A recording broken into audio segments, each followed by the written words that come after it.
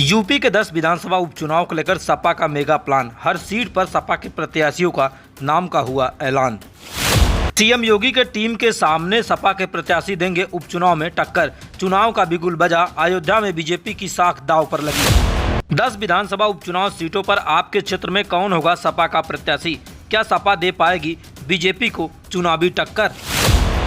UP की राजनीति में लोकसभा चुनाव संपन्न होने के बाद अब विधानसभा के 10 सीटों पर उपचुनाव की चर्चा तेज हो चुकी है।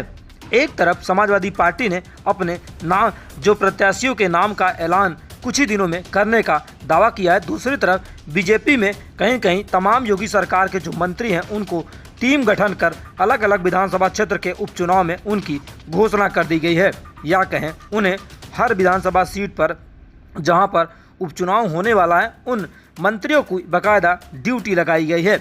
लेकिन सबसे खास ये है कि इन ड्यूटी में केशव प्रसाद मौर्य और ब्रिजेश पाठक जो डिप्टी सीएम हैं, इन नामों का उल्लेख नहीं पाया गया है, जिससे आने वाले समय में चर्चा जोरों पे चल रही। फिलहाल 10 विधानसभा सीटों पर उपचुनाव होना है और लगातार चुनावी बिगुल बज चुका है। एक तरफ सीएम योगी की टीम तैयार है तो दूसरी तरफ अखिलेश यादव उत्तर प्रदेश के 80 लोकसभा सीटों में 37 पर चुनावी जीत दर्ज करने के बाद जोश 7वें आसमान पर है। लेकिन क्या कार्यकर्ता एक बार फिर समाजवादी के पक्ष में मतदान करेंगे? ये तो आने वाले नतीजे तय करेंगे। लेकिन जिस तरीके से उत्तर प्रदेश के 10 विधानसभा सीटों पे जिस तरीके से विधानसभा का उपचुनाव का सीट है, जिन सीटों पर पूरे देश की निगाहें हैं। जी हाँ, हम बात करें अयोध्या की मिल्कीपुर, वही मिल्कीपुर जिस सीट पर अयोध्या से जो सांसद चुने गए हैं अवधेश प्रसाद हैं, लगातार मिल्कीपुर से कई बार से विधायक बने थे।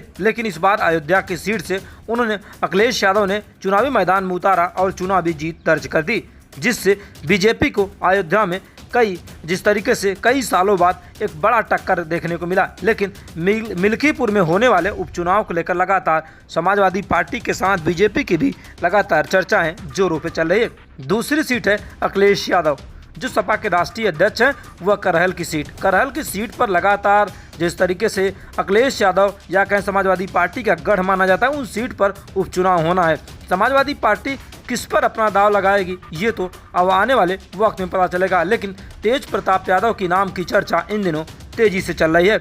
आने वाले दिनों में समाजवादी पार्टी के जिस तरीके से जो 10 सीटों पर होने वाले उपचुनाव को लेकर लगातार जो चिंतन और मंथन का दौर है वह चालू हो चुका है और बीजेपी की तरफ से भी प्रत्याशियों का नाम का ऐलान होते ही चुनावी बिगुल बज जाएगा।